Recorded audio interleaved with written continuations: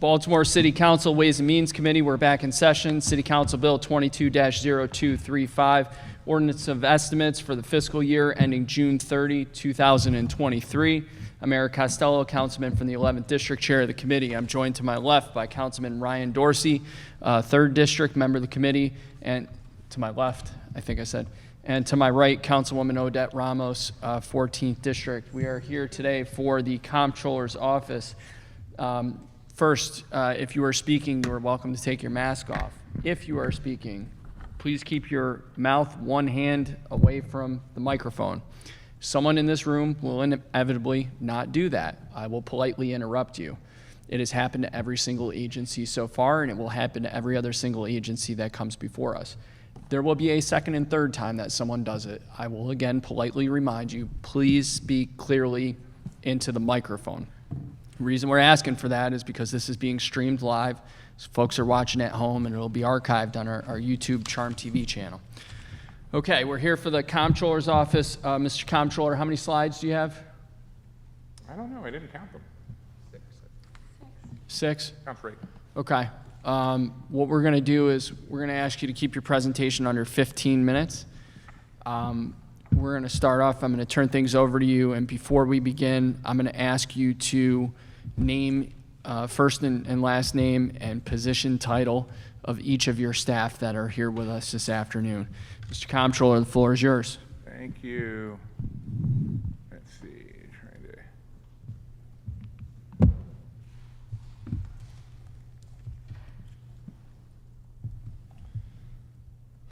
Sorry about this. I had a view set up. There we go. There we go. Okay. Good afternoon. I'd like to start by introducing the staff that we have with us here today. When I say your name, please raise your hand and wave at the nice council people. Starting here with Celeste Amato, our Chief of Staff, Erica McClammy, Deputy Comptroller, Nia Govan, Deputy Chief of Staff, Casey Kelleher, Director of Communications, and then over here we have our 4 agency heads, Andy Frank, Director of Real Estate, Josh Pash, Director of Audits, Simon Etta, Director of Telecommunications, and Charmaine Callahan, Director of Municipal Post Office. Mr. City Auditor, excellent shirt tie combination today. Approved. Thank you. You're welcome. The care that goes into these presentations is, amazing. We've provided the council with 6 slides detailing our org chart and the budget for each department. I'm going to go through them as quickly as possible so that there's plenty of time for questions. As some of you already know, one of the few things that I enjoy less than sitting and watching PowerPoint presentations is giving PowerPoint presentations. So my office also provided each of you with a supplementary report this morning. In that report, it includes performance measures that we are working on including into next year's budget. We are also happy to take feedback or questions on those metrics. I'm going to start off with this is the org chart for the entire Comptroller's office. We go to the first slide. We're going to start off with executive direction and control. This service holds most of the staff that you see here today and also manages our Board of Estimates functions. The recommended budget includes $450,000 in general funds to implement the BOE process automation and digitization of paper records going back to at least 2010. We're excited to share that we will be bringing these modernization contracts to the BOE in the next few weeks. We have also launched a new public database for the Board of Estimates transactions. You can look at that on our website and find everything that the board has considered since January of 2021. Next, we have audits. With advice from the City Solicitor and the Biennial Audits Oversight Commission, the Department of Audits has stopped performing separate financial audits for each agency to give auditors more time to focus on more thorough performance audits or special projects. The financial audits themselves were duplicative of the annual comprehensive financial report and single audit. There we go. Next up, we have real estate. Included in the FY23 proposed budget is the creation of a new position to manage a real estate database. We are also looking to reclassify multiple positions to fairly compensate our existing real estate agents for their level of expertise. Oh. Next, we have the Department of Telecommunications. This service is funded by user charges through an internal service fund. Telecom is in the process of conducting customer service interviews with all city agencies to review telephone bills, answer questions on processes, and share new products that are available. And last but certainly not least, we have the Municipal Post Office. Our MPO is responsible for delivering city mail. So if you get a message that your mailbox is full, it likely came from one of our workers. And also sending out city mail. This year, MPO has invested in a new mailing machine to handle the city's high mail volume. The new machine can automatically seal, weigh, measure, meter, and stack large mail runs in minutes. And that, I believe, is the extent of our slide presentation. And at this point, I would be happy to take any questions from the committee. Thank you, Mr. Comptroller. First, I want to take a moment to thank Josh Pash for he and his team's excellent work. It's an absolute pleasure to work with you as chair of the Biennial Audits Commission, Biennial Audits Oversight Commission, sorry. Look forward to continuing working with you in that capacity. Mr. Frank, can you tell me a little bit about the city's and/or your office's efforts to put together a comprehensive list of real property that's available for purchase, if that process is in place, to what extent that exists? Sorry.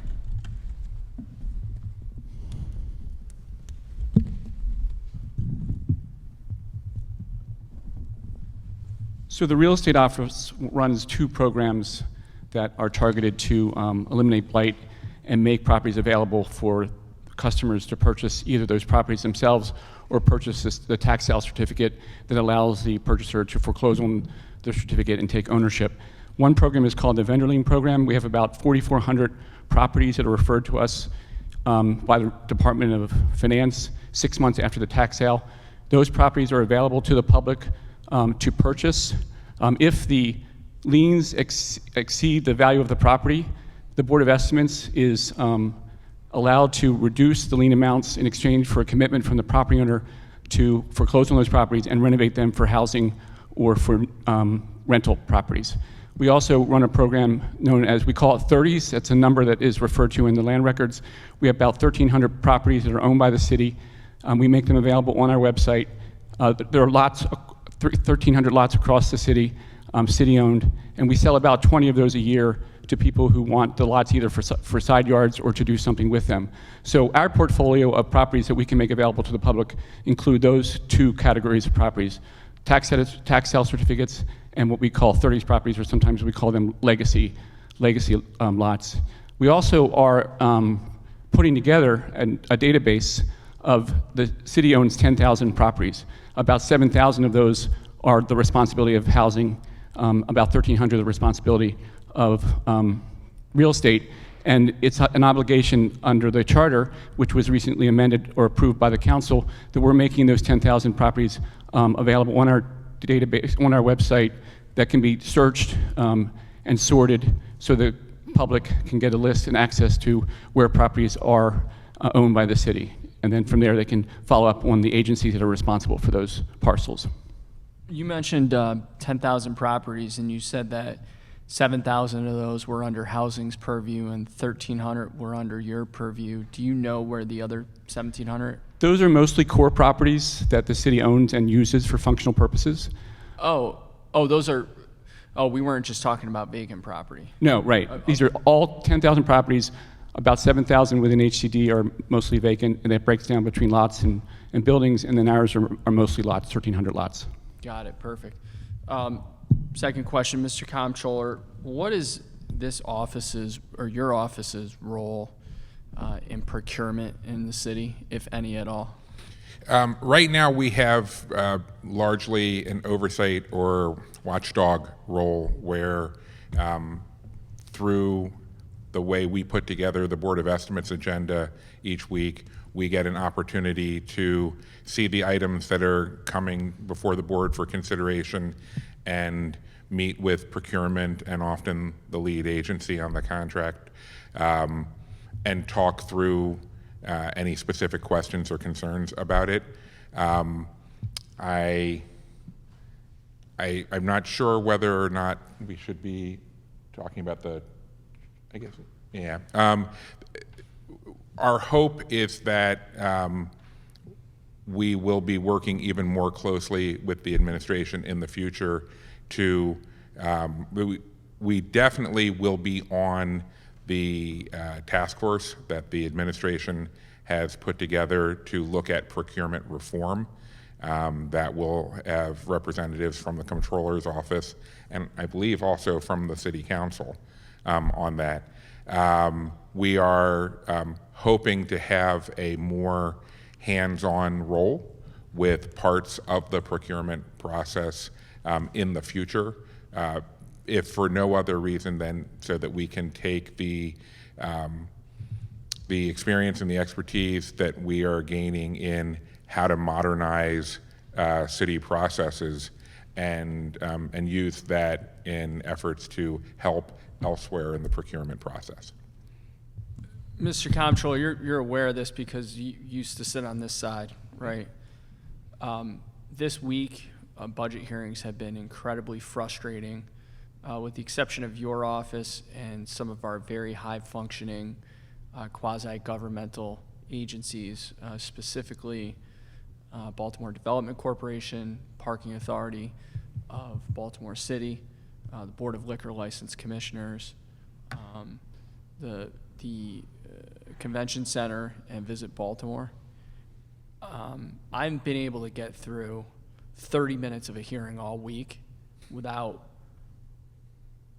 something not being done by a city agency and no ability to provide a time frame for completion or even a plan, and the general underlying cause of virtually every single one of those instances, it's not policy, it's procurement. It is so severely and disgustingly broken in the city. I know this is something you and I have talked about very recently, over the past 2 weeks, and I do sincerely hope that your office is going to take a very active role in that, whatever that looks like, because right now it's broken. It's very frustrating from where we sit. And I know you as an elected official deal with constituent complaints all the time, but it needs to be fixed. It needs to be fixed now. I'll get off the soapbox. You get the point. I could go another hour about it, but it's really broken. And I hope that the opportunity for you to intervene and be a part of that is going to lead to some meaningful progress in the future. Well, first of all, thank you. I appreciate the faith and confidence, and I also want to say I share your frustration. For what it's worth, I think procurement shares your frustration. Nobody is happy with the status quo the way it is. I think we're all just going to have to work together to figure out how we get everybody rowing in the same direction so that we're agreeing on how it needs to be fixed. Thank you. Appreciate it, Councilman Dorsey. Thank you, Mr. Chair. As I told you before the hearing began, I don't have any questions for you, but I do have one for Councilman Burnett, who can't be with us because he's on paternity leave. I think I heard mention of properties owned by the city. Councilman Burnett asks for you to provide us with a current list of all city-owned properties, both residential and commercial. Yeah, so as Mr. Frank already kind of alluded to, one of the dysfunctions is that right now that list does not yet exist. Okay. We have a list of our properties. Housing has a list of their properties. DGS has a list of their properties. What we are looking forward to doing, and we appreciate the cooperation from the Budget Bureau in funding a position in real estate, to set up and maintain a database that will have everybody's, it'll have all of the city's properties in it, regardless of which agency has administrative control over the property. In the short term, we're happy to work with Councilman Burnett. We can get him ours directly. Actually, I think ours is on our website. We have the list of our 1,300. Oh, we do are already on that? Okay, we have a spreadsheet that we've already pulled all the different pieces from the different agencies together. And it's on the website? Okay, and Okay, yeah, so he can go there and get that. Cool. I realize now that there are 2 questions on this spreadsheet of Councilman Burnett's questions, and I asked the wrong one. The actual question I'm asking on behalf of Councilman Burnett is, can you tell us how many Comptroller-owned lots had requests for hazardous tree removal in FY22? And I just want to clarify, lots that are under the jurisdiction of the Comptroller.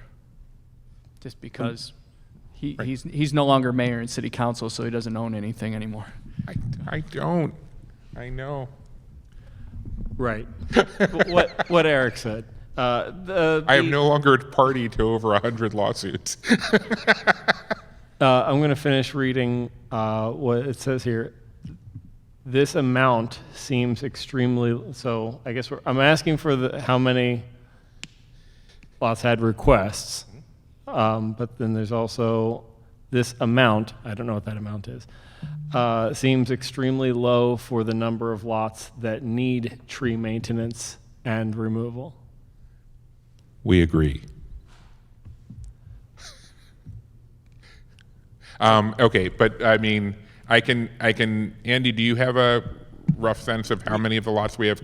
We do have a complaints list. The 30 lots is what I think the councilman is referring to. These 1,300 lots, they're mostly vacant, unbuilt on, with high grass and weeds and trees. So we get a lot of requests from council and the community to deal with high grass and weeds dumping, and then dead trees. I think in the last year, we've probably worked with between 5 and 8 different properties that required some kind of forestry response, and we work with the Department of Recreation and Parks on that, and we can get a list of the actual properties and what the cost was to mitigate the problem that was brought to us by the council or by the community. Okay, so I'm better understanding this now. There's an allocation currently of $41,418, which, does not go very far Right. in meeting the need. And you're saying that you're working through forestry to do this? Yes. As opposed to issuing your own contract to do tree removal? Right. They have contracts with tree companies. Yeah, as it turns out, that was a subject of much discussion this morning. They have not had a contract for a year. Right. Really? They did not have they had a bid protest at the end of last spring, I think, and that did not get resolved until that contract was issued on the Board of Estimates yesterday. There was no tree planting or maintenance or stump removal contract for the fall of 2021 or the spring of 2022. So, and they have a contract now from the BOE yesterday, but it's, I might consider going some other route if I were you. I'm just going to suggest that. Given the difficulties. They've been good partners since I've been here, a little over a year. We've referred to them anywhere between, like I say, 5 and 8, and they have been able to accommodate that request either through a contract that maybe existed previously or through their own crews.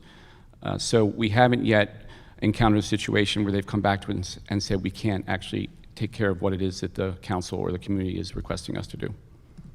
But it's good to know that they may come back with that. Yeah, I mean, at this point, we have a year of Right. backlog that they need to start catching up on, basically, or they're, a year behind in the universal scheme of things. So that's it. You need more money for this, though.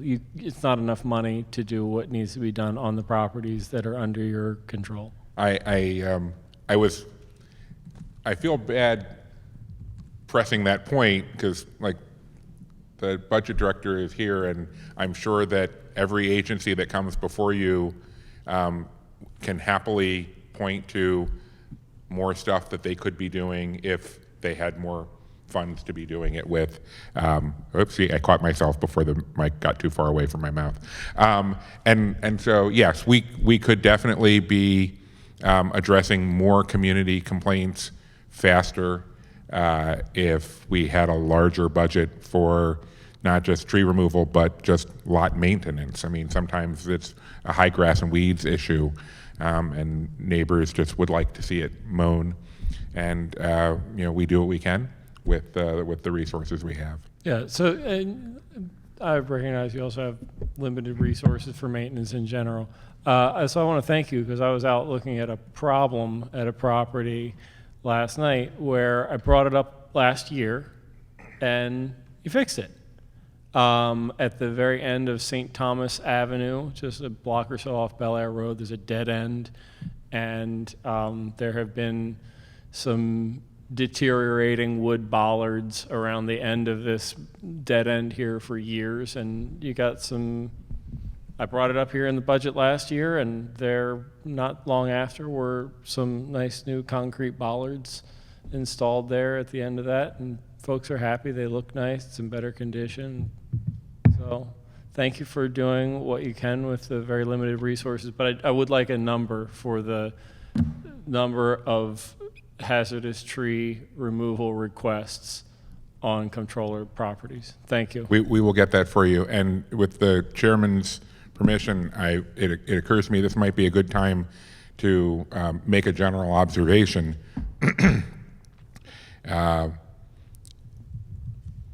Maintaining property infrastructure is not something that we're great at as a city. And to the point where I've started hearing proposals and conversations around the city deliberately owning less stuff and renting more because we're bad at maintaining what we own. And I think that it would be incredibly appropriate for the city council to engage the administration in a very high-level conversation about that concept. Because if the reason we're moving away from ownership and towards rental is because we're bad at maintenance, the answer is to get better at maintenance. The answer is not to divest ourselves of assets and put ourselves in a situation where we're going to be permanently paying other property owners for the use of their property. The thing we need to do is figure out how do we get better at maintenance. And so I would encourage the council to engage budget, DGS, and whatever other relevant parts of the administration are in how can we approach this from a vision perspective. That's it. Mr. Chair, just because we spent so much time on this morning and it's kind of relevant to what we've just been discussing, I just learned that actually the contract yesterday for Baltimore Tree Trust on the Board of Estimates did not actually get awarded, that we still don't have a tree contract, that was deferred to June 15th. What's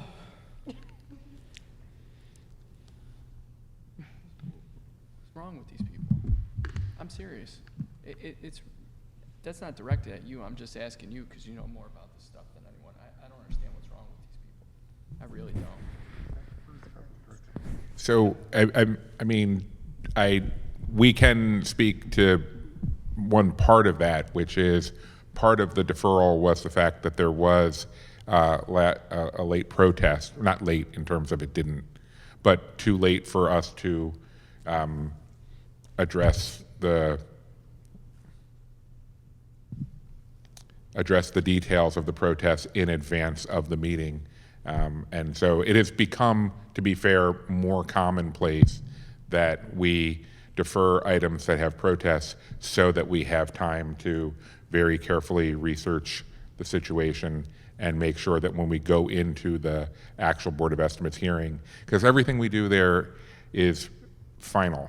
And I will tell you that one of the adjustments that I've had to make psychologically coming from the council to the Board of Estimates is the council's legislative process is so deliberately deliberative, where there is plenty of time for, gathering public input and really stopping and thinking about what is being proposed to happen.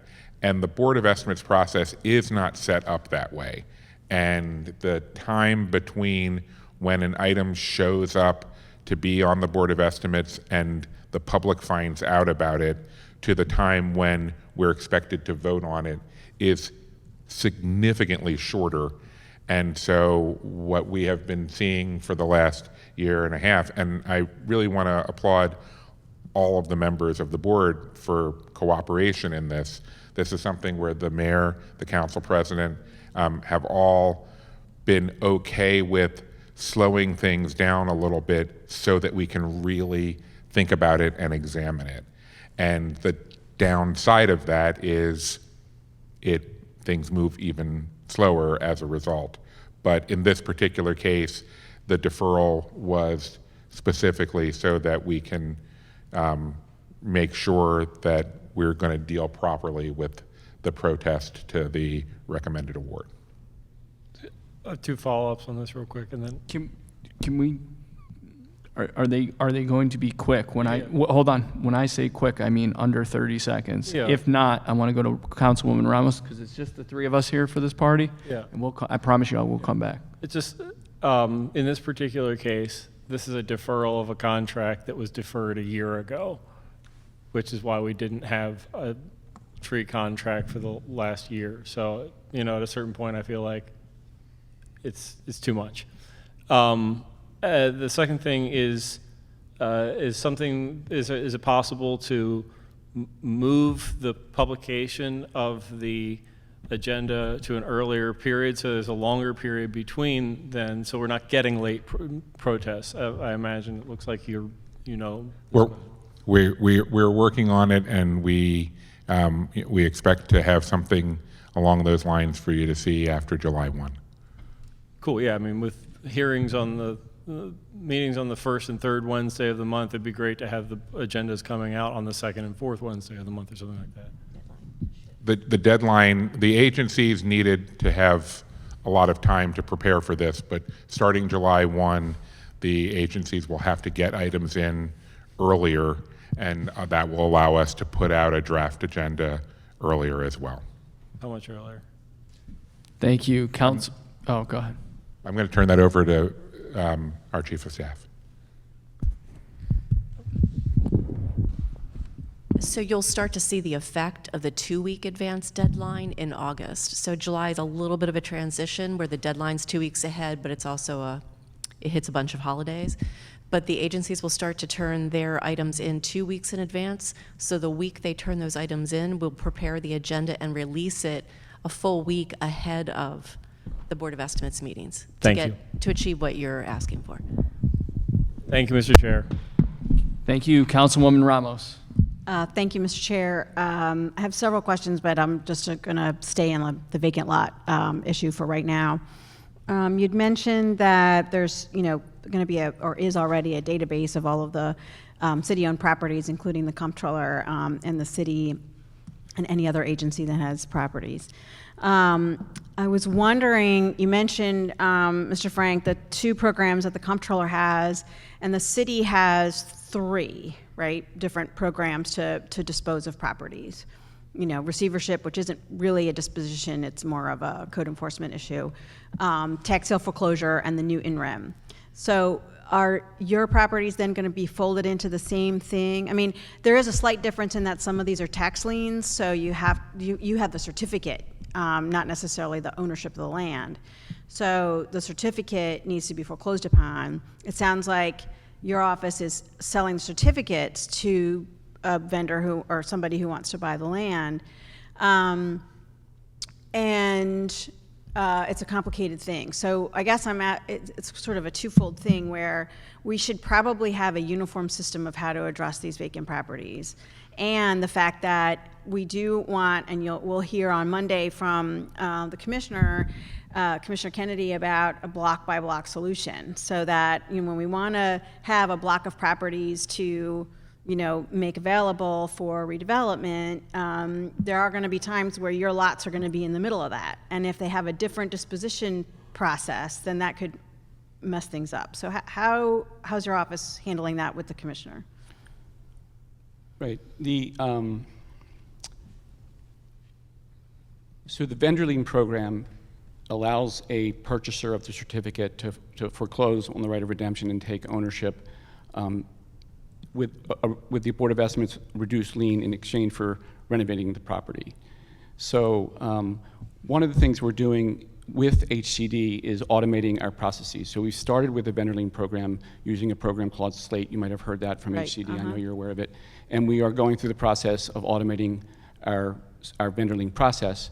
And what we're doing now and working towards is there will be a single portal within the city that is maintained by HCD in the cooperation of real estate, where anyone can go and access all the programs that allow them to either purchase property directly from the city or access tax sale certificates so they can foreclose and take ownership and renovate them. So that's one step we're taking.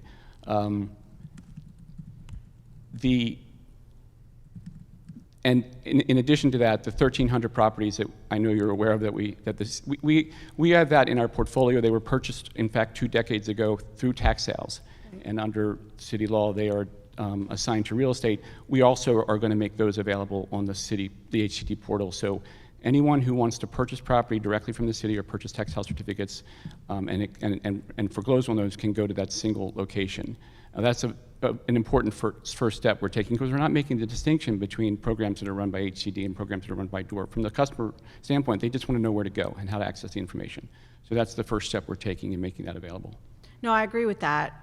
But let's say DHCD is trying to acquire for, they have 8 of the properties and need 2 more, and your lots are in the middle of those 2. Like, how does that work? So there's 2 things. One is HCD, in advance of the tax sale, can remove properties and put them in the bulk Yes, sale, which into the occurs in interim. October. Right. And that allows them to then, on their own, foreclose on those properties. If they miss a property or 2 and they need it for development or an assemblage, they can still foreclose on a property that is in our portfolio. There's nothing that prevents it. Oh, okay, so they can basically purchase the Yes. lien, basically, and then foreclose? Right. Okay.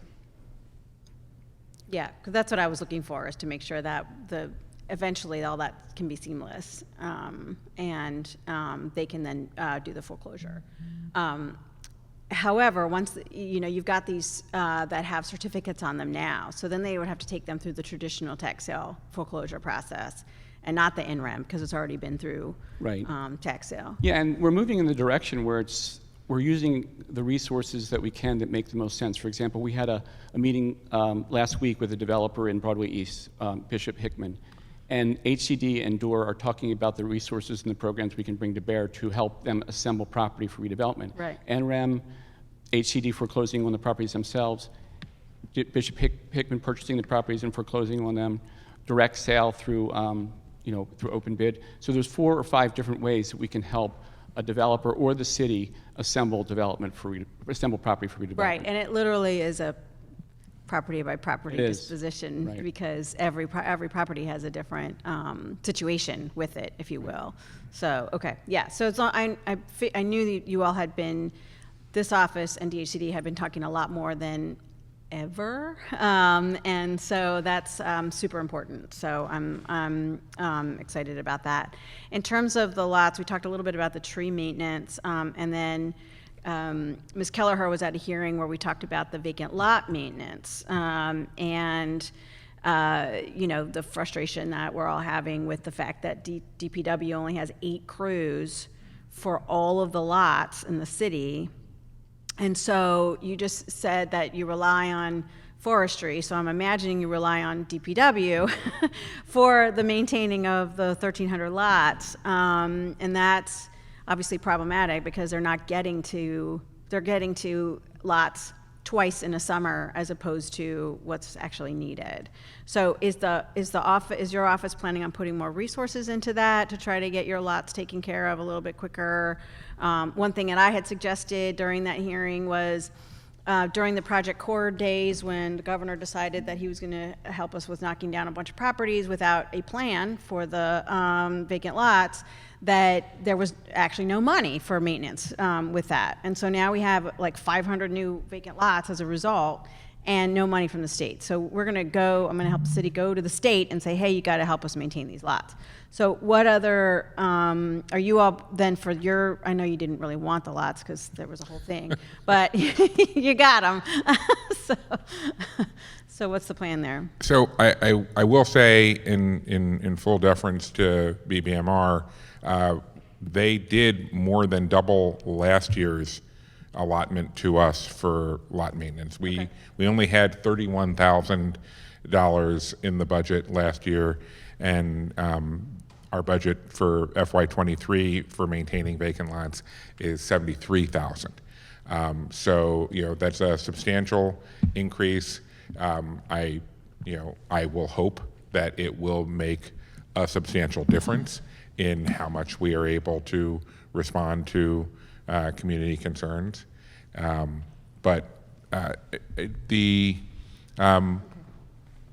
We had also hoped to get ARPA funding to help with the deferred maintenance. I don't think that ended up happening, although Your application is still pending? No. no, they just said no. Or they just said no? They said, Okay. but my recollection is that the hope is that Rec and Parks would get the funds that would be needed so that we could just ask them to do some of this deferred maintenance, even though technically the lots are under our administrative control, not theirs, if they have the funding available to do that kind of backlog work. Yeah, my understanding from our conversation with them this morning was that their ARPA money is project specific. It's not maintenance. Or they didn't get any for maintenance? Well, we don't know that yet. But, I mean, well, they got a humongous announcement, and that's all for projects. Okay.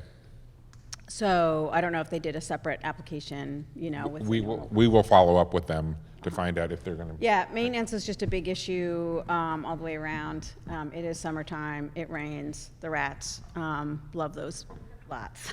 So, and we've been joined by Councilman Conway of the 4th District. So I have a couple more questions. Do you have some questions? Not yet? Okay. Dorsey, do you have any other questions, Councilman? Okay. So while Councilman Conway gets settled, I have questions that are outside of the real estate piece. I have a question about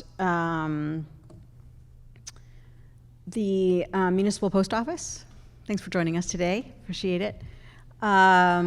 And if you've done, obviously during COVID, we weren't here, right? So Well, they were.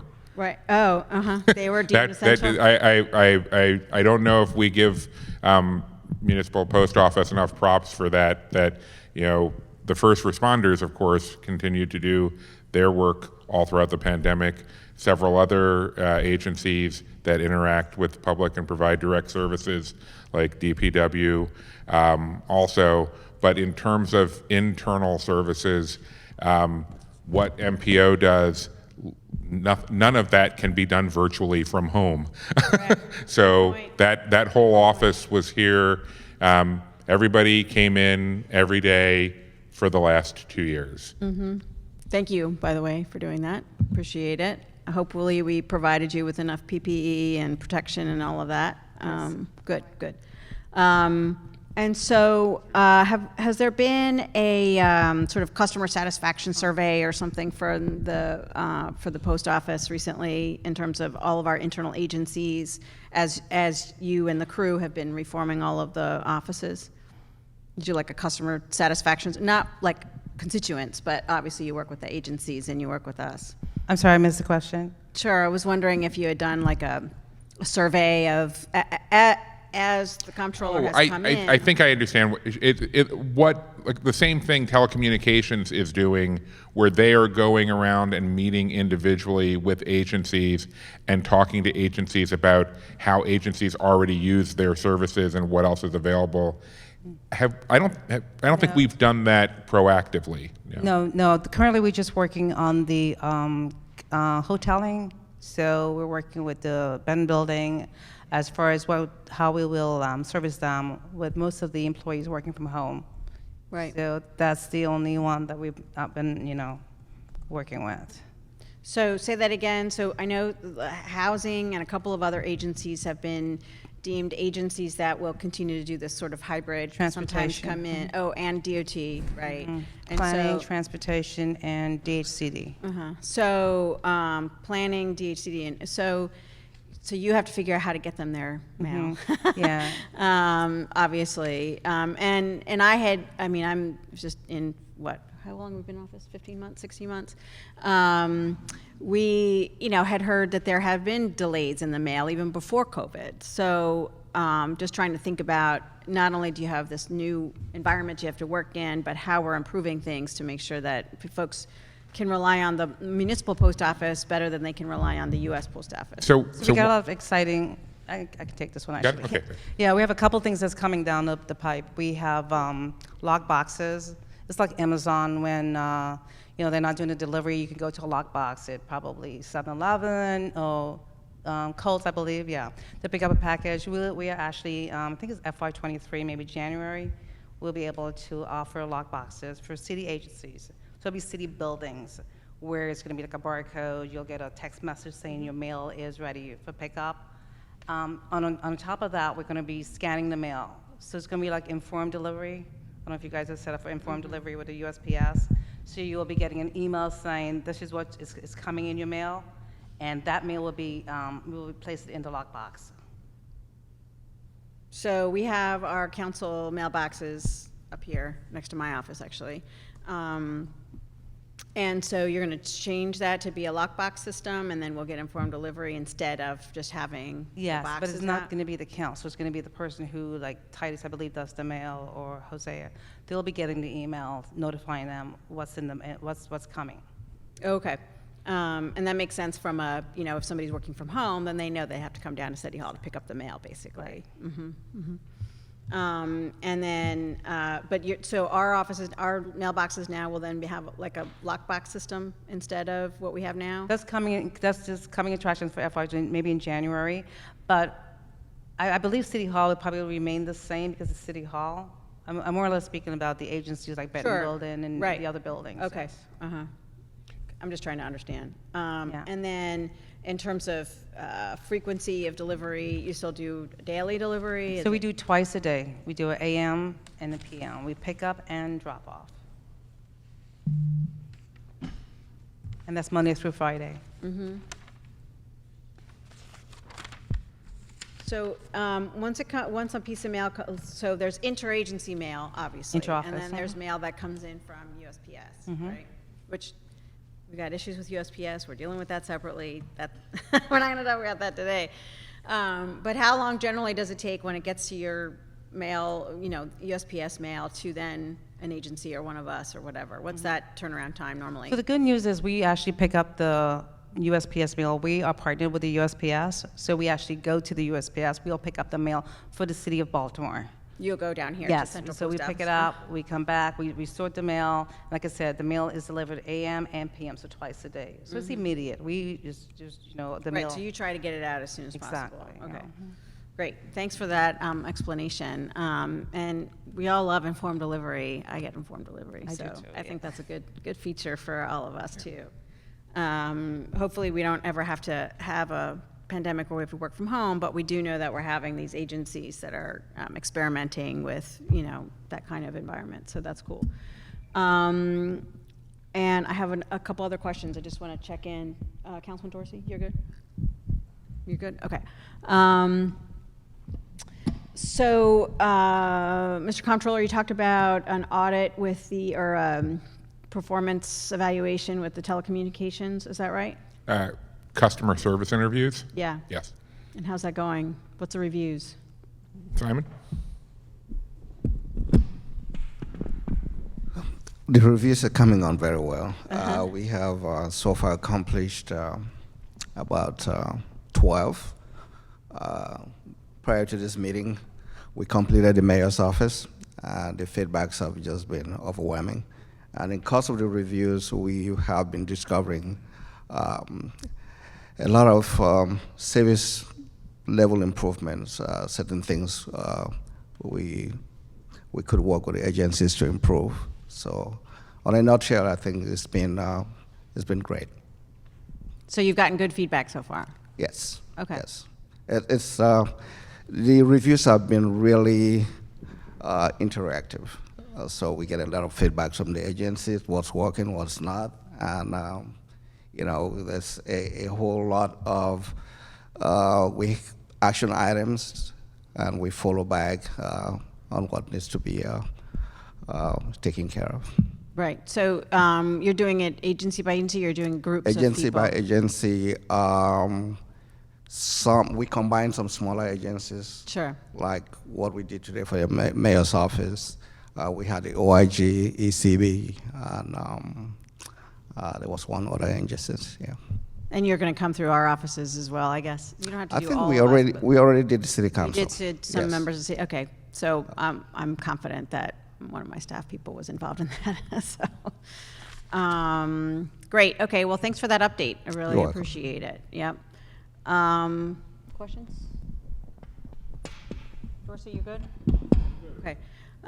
So thank you, Mr. Comptroller. Really appreciate it. Thank you for doing everything, you know, really working to reform all of the systems that a lot of us have been complaining about. So I appreciate that. Just another emphasis from what Mr. Chair was talking about, procurement is really the thorn in our side right now, along with a few other things, but that's been the excuse and reason for so much inaction in the last year. And we know that the mayor's dedicated to figuring this out. We want to be a part of that. And I know that the city administrator is doing you know, an evaluation of everything right now, and then we'll go to the task force with recommendations. But this is, it's getting frustrating. Like, We understand, but I speak for all of us from the Comptroller's office when I say we're here to help. All right, wonderful. Well, I appreciate everybody's time. We'll be in recess until 2:30, so we have an hour break. Thank you.